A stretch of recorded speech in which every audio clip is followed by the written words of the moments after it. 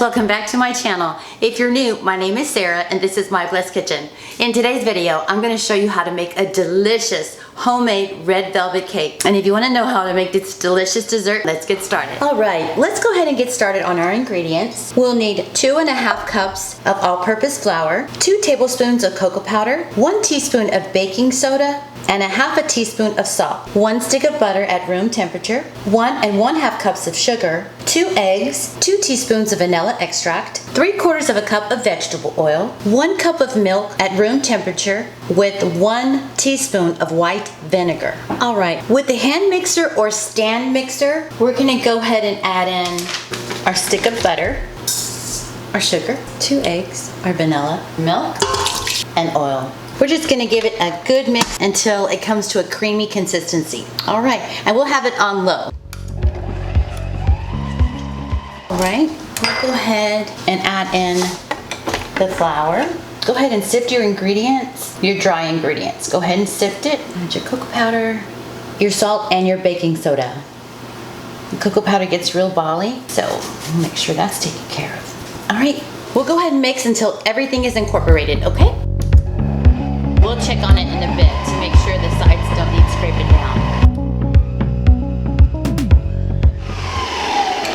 Alright, we're just going to come in and make sure that everything is mixed. Make sure that there's no ingredients on the side. We'll go ahead and mix for another 2 minutes and then we'll add our red food coloring. Now for the fun part, we're going to add about 7 drops of food coloring. 3, 4, 5, 6, 7. All right, and we'll just mix until everything's incorporated and it's the color we want, okay? Okay, it should be changing more and it's not near the color where we want it. So let me do 7 more. 1, 2, 3, 4, 5, 6, 7.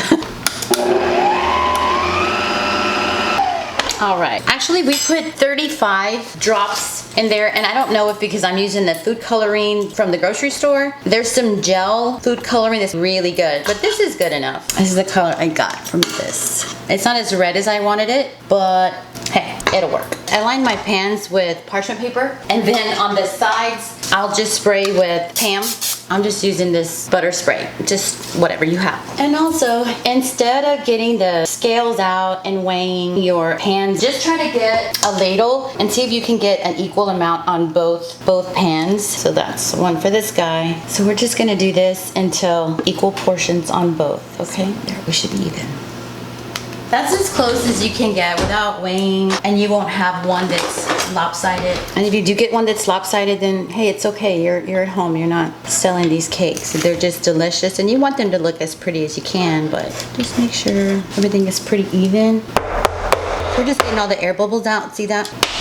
And then your oven should be heated at 350, and you'll leave it in there for about 25 to 28 minutes. So we'll check on it. We'll put a toothpick in it. If it comes out clean, we're ready to go. All right, see y'all in a bit. All right, so we're gonna go ahead and make the frosting. So we're just gonna go ahead and blend your room temperature butter until it's creamy smooth.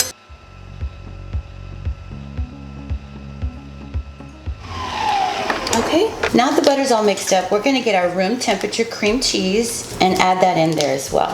Drop it in there. Go ahead and mix this up until it gets to a creamy consistency, okay? We added our 2 tablespoons of vanilla, 1/8 teaspoon of salt, 4 cups of powdered sugar, and we're gonna blend it on high for about 3 minutes. All right, see you back in a bit.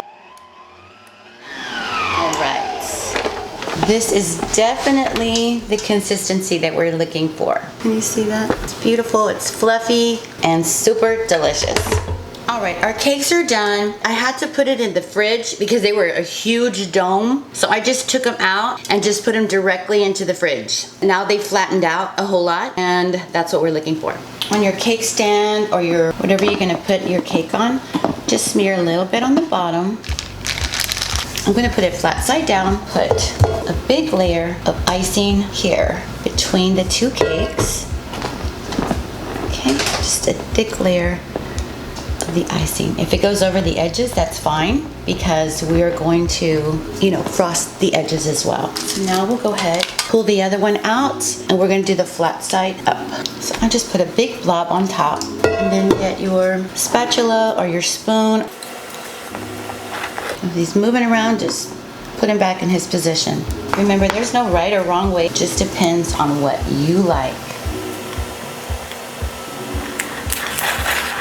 And then just clean around the edges. Make your cake look cute, like you didn't have any issues. You can get a piping bag and do all your little tricks or whatever you want to do. But I'm not too good with the piping bag, so this is what I do. Just dab it. Give him a good poke. And if you want to add some nuts, you can add some nuts. I also have a video on the store-bought. We can always doctor our store-bought cakes up and make it taste like they're homemade. Because it's not really the batter so much. We're just gonna add on to the batter to make it like it's homemade. All right. And there you have it. And now for the best part.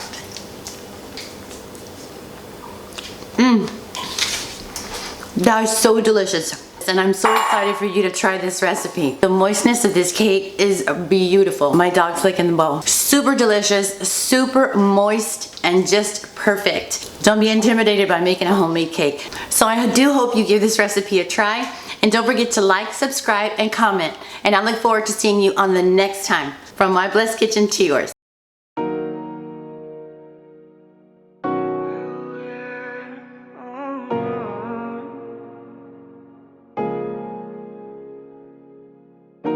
Y con tus labios rosados yo me muero por una prueba de placer. Siempre que estoy a tu lado, lo que siento